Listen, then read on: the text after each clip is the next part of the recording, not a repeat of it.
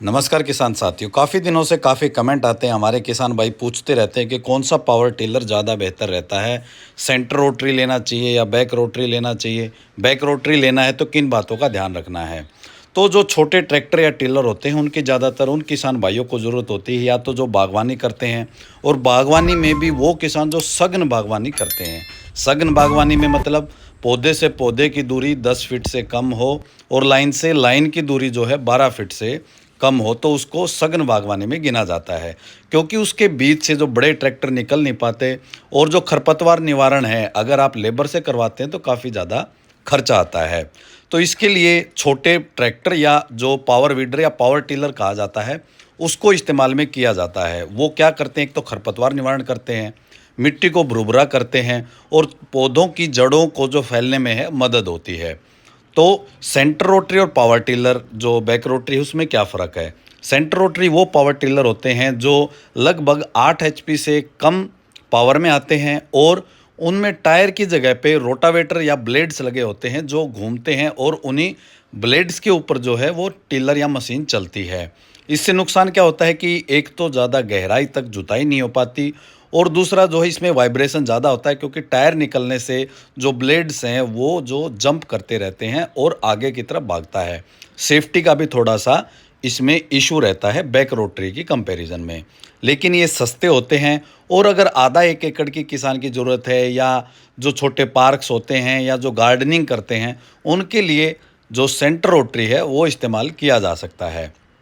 लेकिन जो किसान भाई 5 एकड़ या उससे ज़्यादा की बागवानी करते हैं, या जो सब्जी की खेती 2 एकड़ या इससे ज़्यादा की करते हैं, तो उसके लिए सेंटर रोटरी इतना काम का पावर टिलर नहीं रहता। उसके लिए आपको बैक रोटरी लेना चाहिए।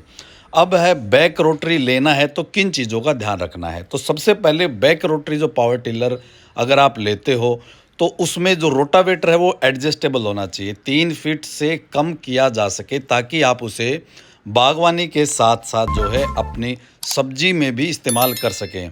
इवन जो कई किसान भाई अपनी कपास की खेती करते हैं, जिसे हम नरमा या कई जगह बाड़ी बोला जाता है, उसकी खेती करते हैं, तो उसमें भी जो जुताई के लिए जहाँ पहले हल इस्तेमाल होते थे, वहाँ पे पावर टिलर को इस्तेमाल किया जा सकता है अगर उसकी चौड़ाई को कम कर दे। इवन जो गन्ने के किसान हैं उसके लिए भी टिलर जो है काम के रहते हैं।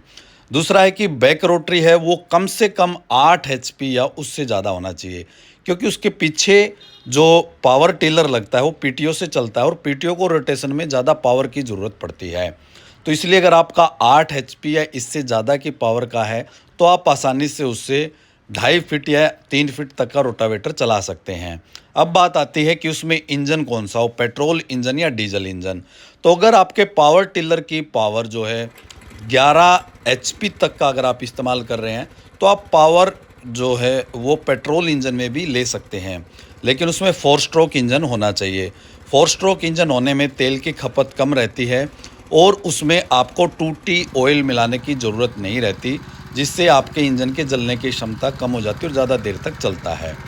तो 4 स्ट्रोक में अगर आप पेट्रोल इंजन भी इस्तेमाल करते हैं, तो जो कॉस्ट है वो लगभग डीजल इंजन जितनी ही रहती है, 20-30 रुपये प्रति एकड़ का डिफरेंस उसमें आता है।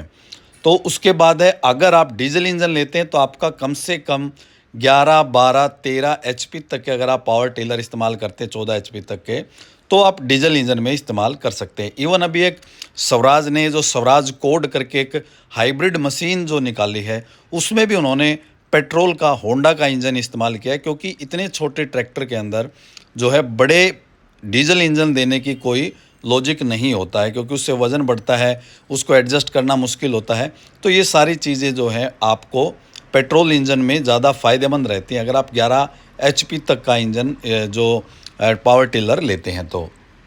उसके बाद एक और चीज़ होती है कि जो आपका बैक रोटरी होता है उसके अंदर जो रोटावेटर एडजस्टमेंट का लीवर आता है वो होना चाहिए, क्योंकि आप उसको एज ए ट्रैक्टर की जगह इस्तेमाल करेंगे तो उसमें कई बार आपको गहरी जुताई करनी पड़ती है। तो जो हमारे पास ये 9 एचपी का होंडा इंजन के साथ में पावर टिलर है, इसमें 9 एचपी का है, लेकिन इसमें एडजस्टेबल है। ये रोटावेटर को आप डेप्थ को एडजस्ट कर सकते हो और इससे आप 6 इंच की गहराई तक आसानी से जुताई कर पाते हो। पहली जुताई जो है वो 6 इंच की नहीं होती है, पहली जुताई में गहराई 3 से 4 इंच ज़्यादा से ज़्यादा जाती है। अगर आपकी हार्ड मिट्टी है जैसे हरियाणा की और पंजाब और यूपी का जो एरिया है वहाँ पे अगर आप पानी दे के फिर जुताई करते हो तो पहली जुताई में 2.5 से 3 इंच की गहराई तक जाता है, लेकिन दूसरी जुताई में आसानी से 5 इंच की गहराई तक प्रॉपर बड़े ट्रैक्टर के जैसे जुताई हो जाती है।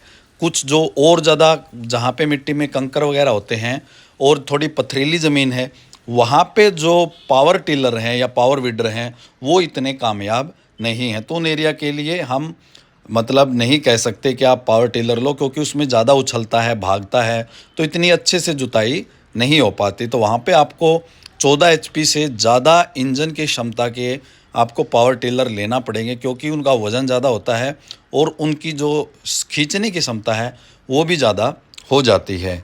तो ये वो चीज़ें हैं जिनको आप ध्यान में रख के आप अपने चॉइस के हिसाब से पावर टिलर या पावर वीडर का चयन कर सकते हैं। तो 5 से 10 एकड़ तक की ज़मीन में अगर आप 10 एचपी तक का भी पेट्रोल इंजन में पावर वीडर लेते हैं, पावर टिलर लेते हैं, तो वो सारे काम आपके कर देगा। इसी के साथ इसमें प्रॉपर जो हुक होता है वो मजबूत होना चाहिए ताकि आप अपनी ट्रॉली वगैरह की अटैचमेंट करते हैं तो आसानी से कर पाएँ।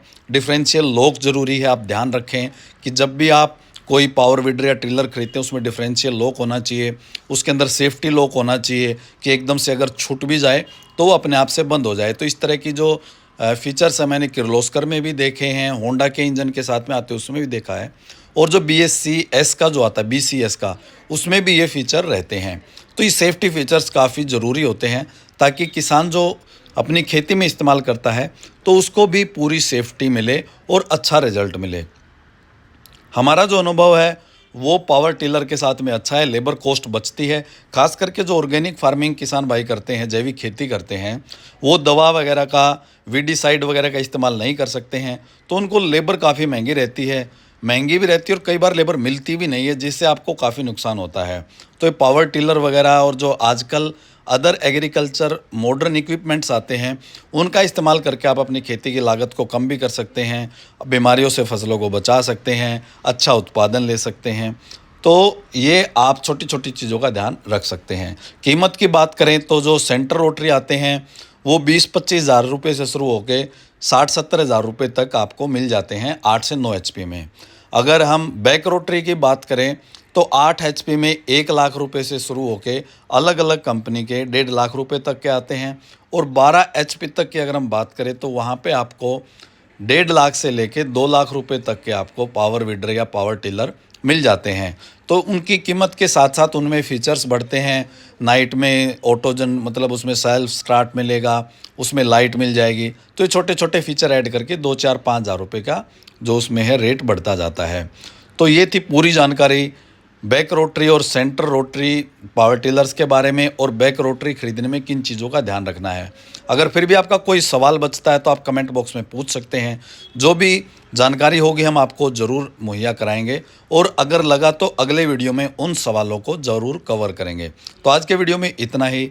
अगले वीडियो तक के लिए जय हिंद, जय जवान, जय किसान।